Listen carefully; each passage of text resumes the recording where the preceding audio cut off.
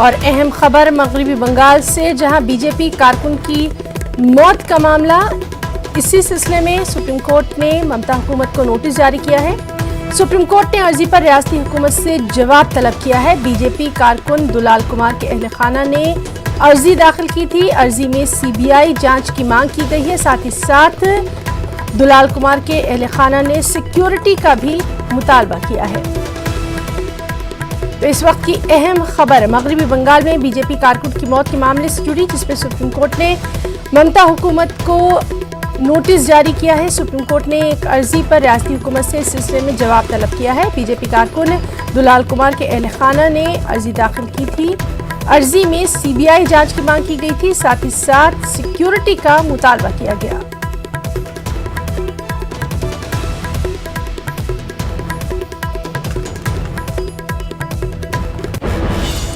और पीएफआई की फंडिंग से मुताल्लिक को जानकारी मिली है। पीएफआई और उससे जुड़े तकरीबन 73 खातों की जानकारी ईडी की टीम को ये सभी जानकारी रिहैब इंडिया फाउंडेशन के हवाले से मिली है। एहतजाज पर 134 करोड़ रुपए खर्च किए गए। एक बार फिर से बात करने की कोशिश करेंगे शंकर आनंद से। शंकर, आपसे तफसीलात चाहेंगे। इन्फोर्समेंट डायरेक्टरेट को काफी अहम जानकारी मिली है। निश्चित तौर पर देखिए, इस मामले में काफी महत्वपूर्ण जानकारी केंद्रीय जांच एजेंसी ईडी को ली गई है, जिसमें कि बताया गया है कि तकरीबन 134 करोड़ रुपए का जो एक डिपॉजिट हुआ था और कई बैंक अकाउंट्स में बकायदा पैसे जमा किए गए थे, जिसमें कि 73 बैंक अकाउंट से जुड़े हुए जानकारी मिली है, जिसमें कि पैसे का जो लेन देन है, ट्रांजेक्शन है बकायदा, उसकी जानकारी मिली है। और रिहैब इंडिया फाउंडेशन नाम की एक संस्था है, जो एनजीओ है बकायदा, इससे जुड़े हुए जानकारी मिली है।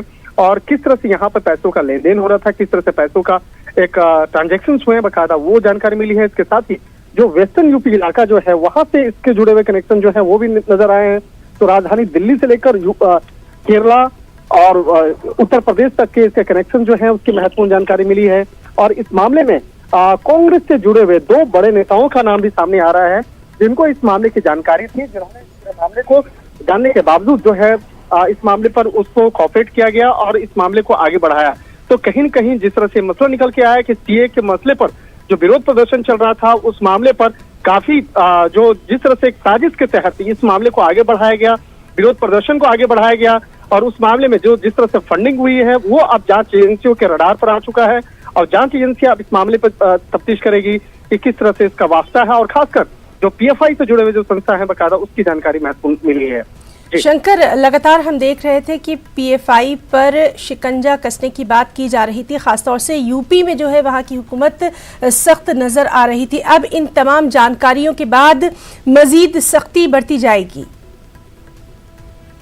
निश्चित तौर पर देखिए, इस मामले पर जिस तरह से पीएफआई से जुड़े हुए संगठनों की बात करें तो पीएफआई से भी व्यक्तिगत तौर पे मेरी कुछ लोगों से मैंने इस मामले पे सवाल भी किए थे कि किस तरह से आपके फंड होते हैं, किस तरह से फंड जनरेट करते हो।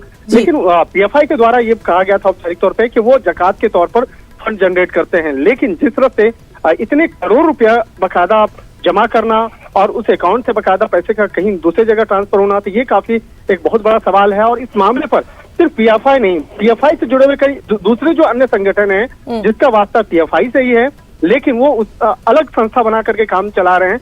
तो उस संस्था के खिलाफ जिस तरह से महत्वपूर्ण जानकारी मिली है, निश्चित तौर पर इस मामले पर आने वाले वक्त में कई लोगों की मुश्किलें बढ़ने वाली हैं। खासकर पीएफआई और उससे जुड़े हुए जो संगठन हैं उसकी मुश्किलें बढ़ने वाली हैं।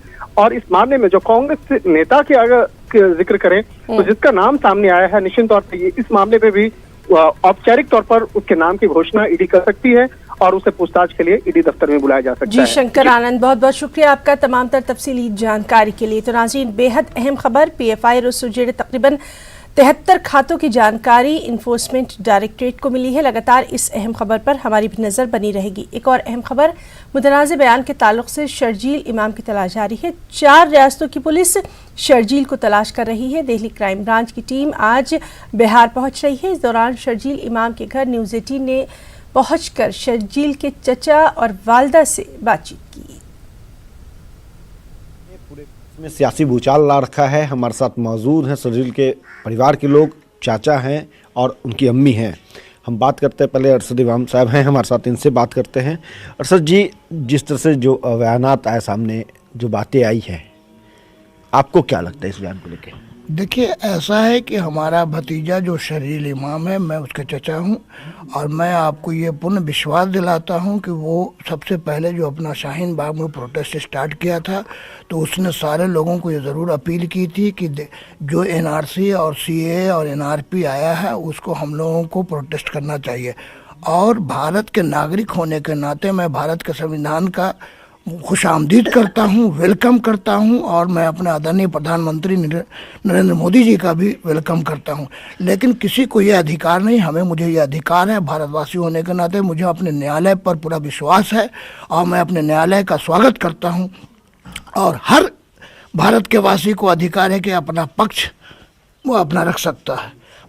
उसने अपना प्रपोजल प्रोटेस्ट के द्वारा किया था, और सभी लोगों को ये कहा था कि शांतिपूर्वक करना है, कोई न्यूसेंस क्रिएट नहीं करना है, न्यूसेंस क्रिएट करके नहीं करना है, ताकि गवर्नमेंट को ये समझ में आए कि जो भारत के लोग हैं इनके साथ ये एनआरसी इस टाइप का नहीं करना चाहिए। फिर इस तरह के बयानात जो चर्चा का विषय बना हुआ है, वो क्यों आए? नहीं, ये चूँकि इसलिए बना हुआ है कि अभी दिल्ली में चुनाव होने वाला है, और उसके 40 मिनट का बयान को 40 सेकंड में कट करके ये कर देना, वो एडवांटेज लेना चाह रहे हैं। उसने कोई ऐसा गलत बयान नहीं किया। उसने कहा कि ठीक है, ऐसा मने किया जाए कि जिसमें उनके गवर्नमेंट पर असर पड़े और गवर्नमेंट पर दबाव पड़े। उसने कोई गलत बयान नहीं किया। लोगों ने जो ऐसा किया उसको गलत उछाल रहे हैं।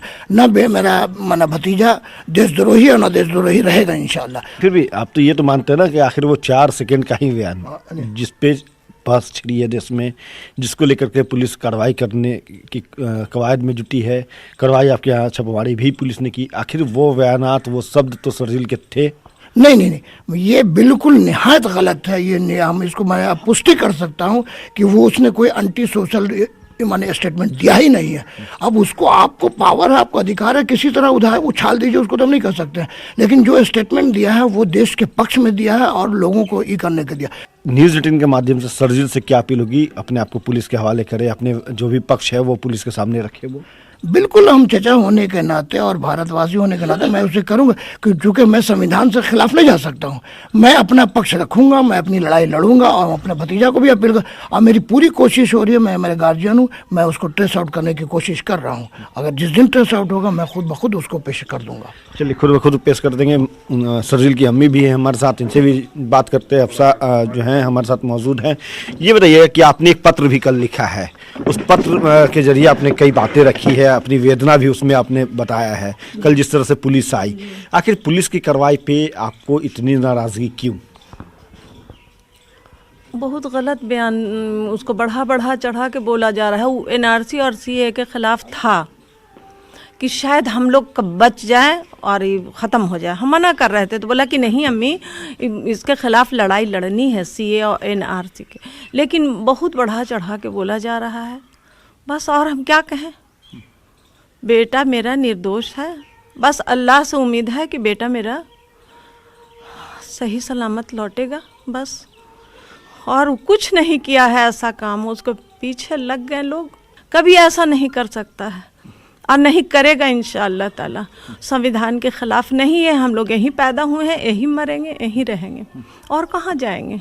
आखिर शर्जील के दिमाग में ये बातें क्यों आई? किस तरह से शाहीन बाग में प्रोटेस्ट होना चाहिए, एक मंच बनना चाहिए? कोई बोला होगा कुछ। हम तो दिल्ली में नहीं हैं, हम यहाँ थे जब ये स्टार्ट किया था, तो हम यहाँ थे। मतलब इस प्रोटेस्ट को लेकर के आपसे बात नहीं हुई थी शाहीन बाग? इस हमसे थोड़ी मशवरा लिया था। वो उसको कोई बोला होगा, अपना स्टार्ट किया कि उसके खिलाफ लड़ना है, बस।